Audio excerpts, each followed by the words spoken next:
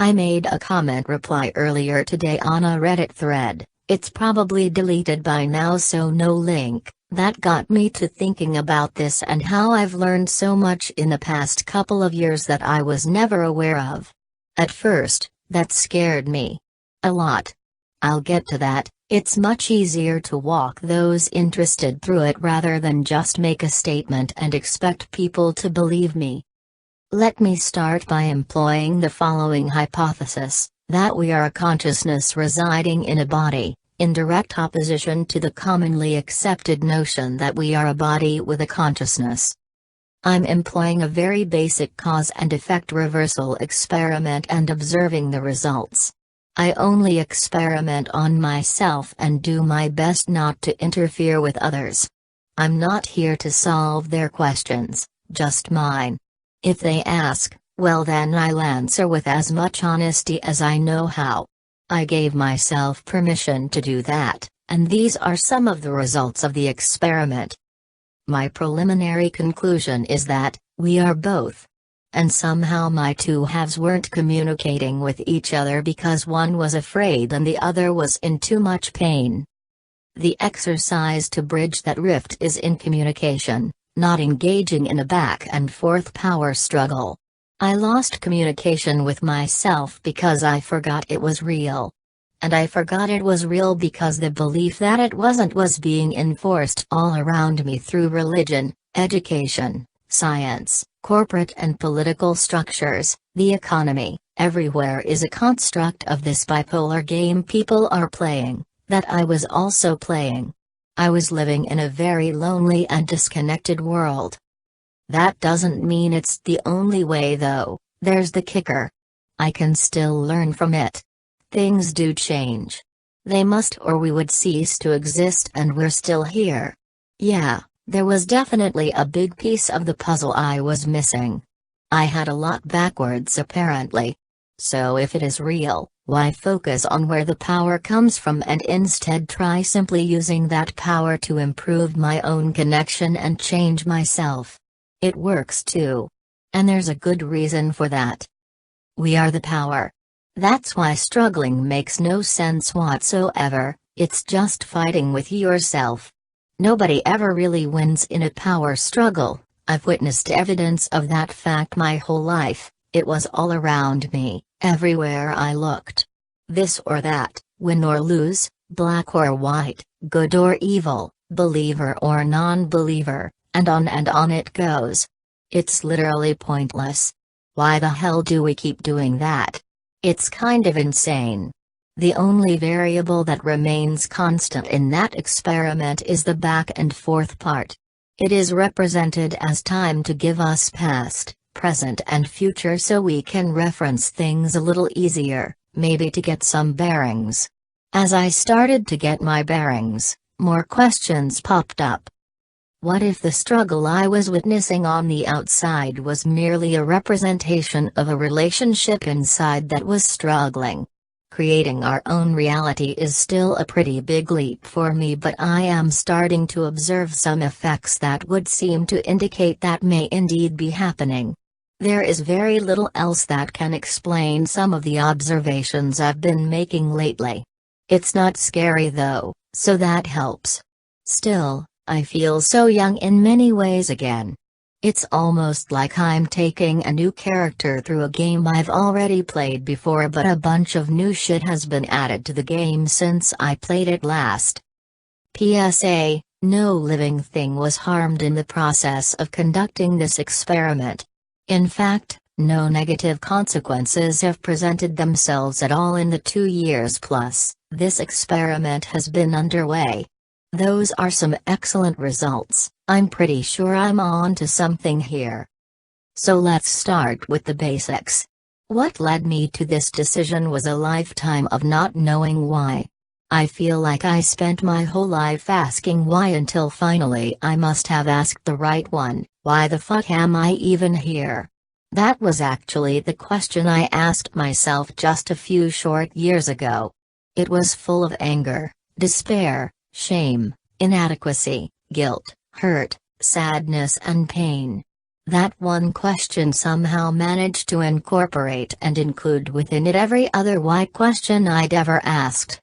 There were an infinite amount of circumstances that could explain all of those things, but I didn't want to consider them because I believed that none of it could change because I couldn't change.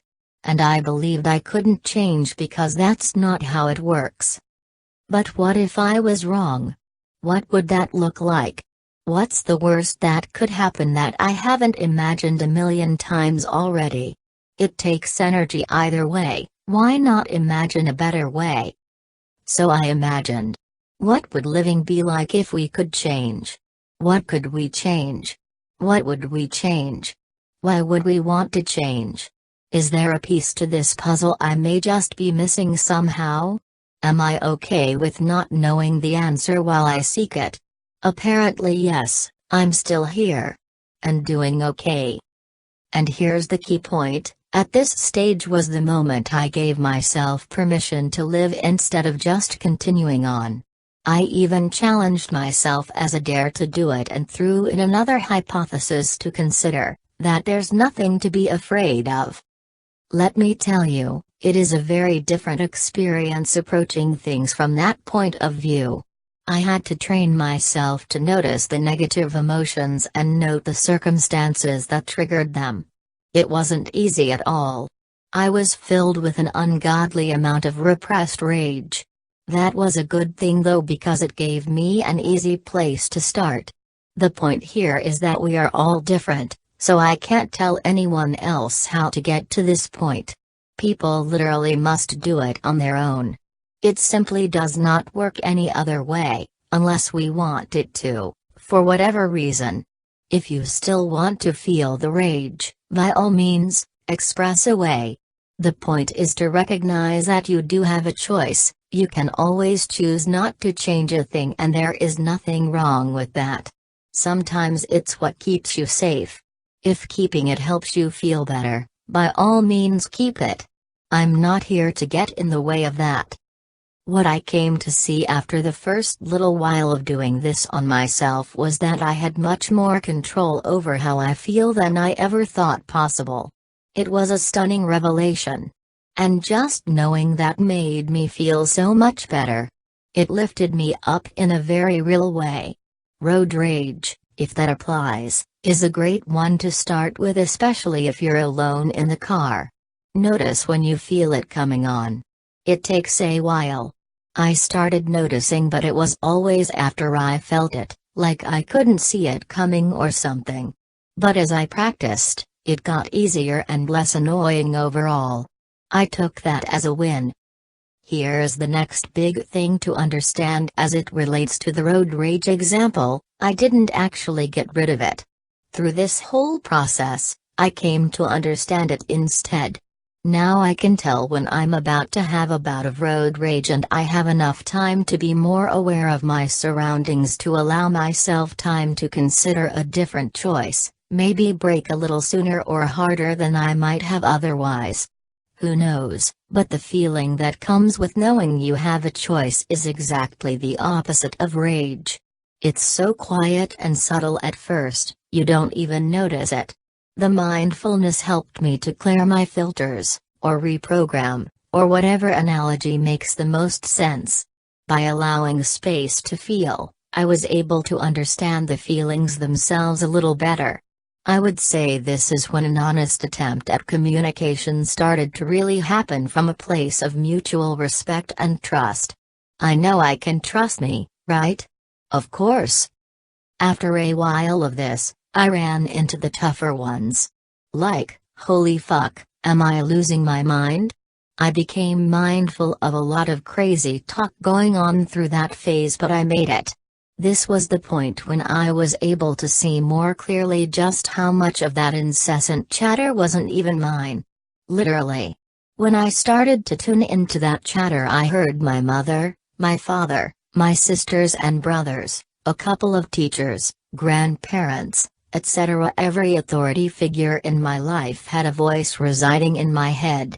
And once I recognized that, it was far easier to communicate with those voices so they could take their leave from my space. The fun part of this stage is that they are all still there chatting away, and I'm okay with that. I don't need to ask them for directions anymore, thank God. I love them though, and it's okay for them to take up some space in my head. There's plenty of room here at 10%. Maybe we're at 15% by now, who knows? Regardless, I can safely tune them out now, and it's okay, they're still there if I want to tune back in for some reason. Once you get past those first few humps, things pick up steam. Which leads me to the next stage, the one I'm currently in. Hold on for the ride. This is when you finally meet yourself. The one behind the wheel, so to speak. I have a ton of driving dreams. It's staggering, really. At the same time, it makes perfect sense as a metaphor. It represents the best way that it can, a reflection of the circumstances I am facing. Finding a path that makes me happy. And in that respect, isn't that really what we all want? To feel safe and happy? I think so. I wasn't listening to the driver because I was too busy listening to everybody else. I didn't know I was the driver either. Sometimes I still forget. It's a big thing to realize. The enormity of it is staggering. So I decided to stop driving for a while and enjoy the scenery, take a little rest, try to catch up a little with myself. Maybe there are other things that can surprise me I hadn't been aware of before, because I spent all my time trying to prove I could drive with my eyes shut. This is where I am at now, still. I'm enjoying it very much too. I'm finally getting to know me, and all of the me's are getting to know each other as it blends back into a whole. I am a consciousness with a body, and my body is capable of altering how much I can observe. My body can even develop its own consciousness. It's that advanced. It's called survival. The fear comes from that misaligned and outdated programming, and I can help myself with that by accepting it as another part of who I am. I'm not just driving this beast, I'm capable of programming it as well, and there are a shitload of upgrades going on in there I don't even know about yet. The purpose of allowing change isn't to hurt me but to help me accept, however difficult it is to conceive, that I am all of me. It's okay to merge some of them together to make room for more. I feel the merging happening, like I am somehow integrating more of who I am back into a whole, and I can't explain it beyond that. It's something a person needs to experience for themselves to truly understand. I am now seeing an increasing number of people exhibiting similar behavior to my own, and I want to put this out there just in case someone is looking for it. This has been an honest account of my experience. May it be of assistance to those who seek it. Be kind to yourself, you are not alone.